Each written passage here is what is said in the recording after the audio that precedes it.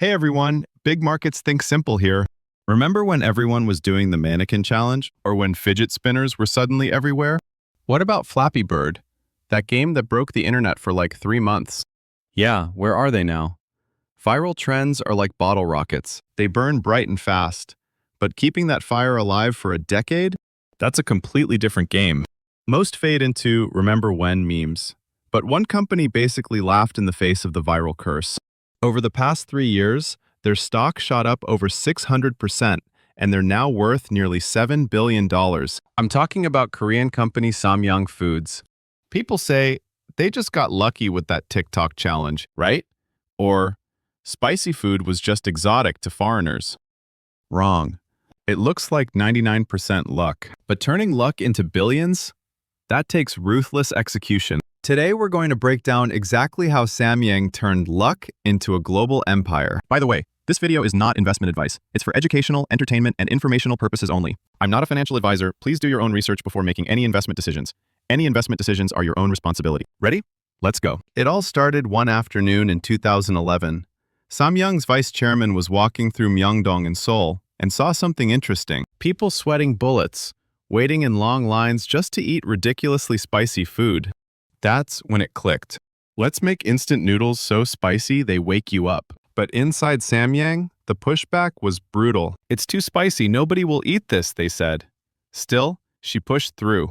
They tested 1,200 chickens and dumped 2 tons of sauce before finally nailing the recipe for Buldak Bokumyeon, the fire noodles. And honestly, it wasn't an instant hit. Even in Korea, people were like, "You actually expect us to eat this?" But then, in 2014, something unexpected happened. YouTube and TikTok became Samyang's secret weapon. People all over the world started filming themselves eating buldak, crying, laughing, suffering, in real time. The Fire Noodle Challenge was born. We're talking millions of videos, over 50 million TikTok tags. Through this, Buldak became way more than just a meal for Gen Z and Gen Alpha worldwide. It became a digital badge of honor, a rite of passage. I can handle this, people wanted to prove. That intense tongue-burning heat got people hooked. They'd buy it again, film their pain, post it online, and inspire someone else to try. It was a self-perpetuating viral machine.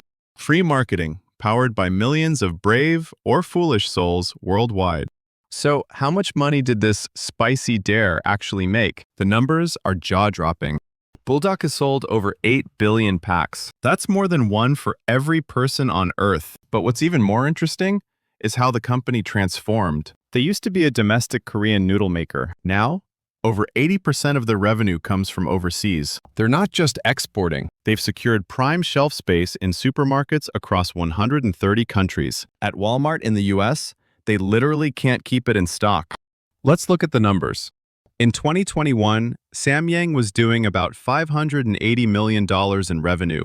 In 2025, they hit around $1.6 billion in sales, with operating profits of $363 million.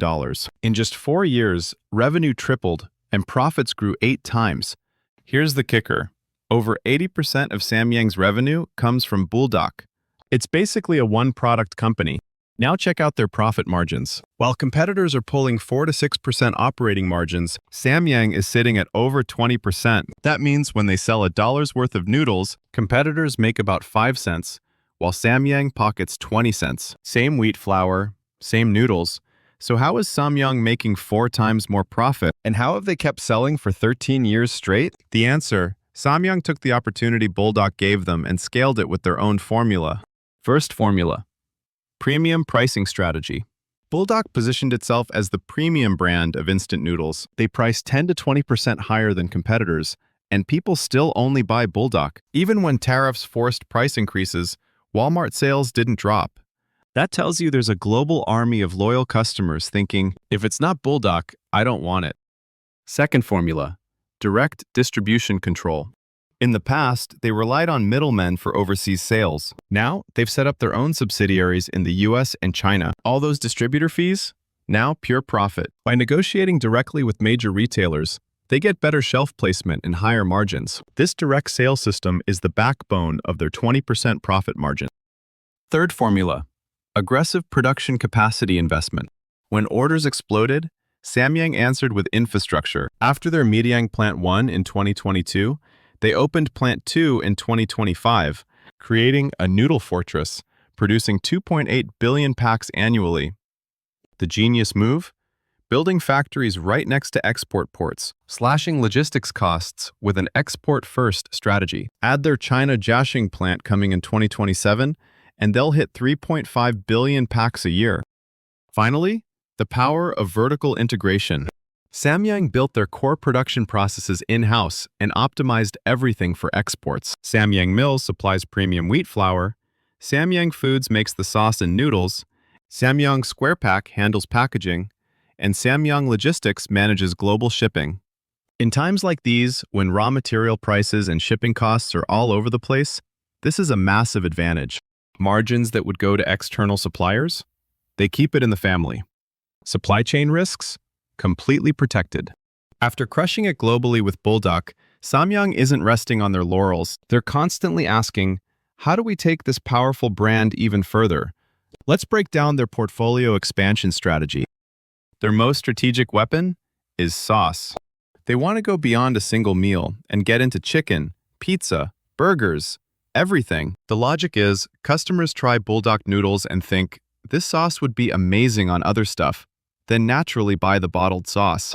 Sauce sales went from $5 million in 2020 to $35 million now. Lower production costs than noodles. Higher margins, a perfect weapon. Of course, not everything worked. Their ambitious spicy soup noodle Meptang? It flopped, let's be honest. Samyang thought Buldak but with broth would be a hit, but to consumers, it was just another spicy soup noodle. It lacked Buldak's challenge narrative. They learned a harsh lesson. Without Buldak, Samyang's power is limited. Looking further ahead, they're breaking out of the noodle company box. Through their wellness brand Pulse Lab, they're launching plant-based snacks and health supplements, targeting the future wellness market. Sales are tiny now, but they see it as essential for the future. Add in RTC ready-to-cook products like Buldak fried rice that leverage the Buldak IP. They're systematically building the, quote, post-Buldak era, learning from both wins and losses. In 2025, Samyang released Samyang Ramyeon 1963, a tribute to their roots. It's a statement, we're Korea's original instant noodle makers, and we're reclaiming that honor 60 years later. The message is clear. We're not lucky upstarts. We're craftsmen who've studied noodles for decades. Let's wrap this up. Buldak's success was no accident. What could have been a one-year fad became a billion-dollar system through pure execution. Now, Samyang is evolving into a global entertainment supplier with a spicy IP. Sure, they face challenges, high Buldak dependency, maintaining brand power, expanding new businesses, and global market uncertainty. But one thing is certain, Samyang already proved something. They showed how to build and scale with skill, not just luck. Can you see now? The massive blueprint hidden behind those spicy noodles? What do you think the post-Buldak future looks like? Please leave a comment. If you found this helpful, please subscribe and hit that like button. Thanks for watching.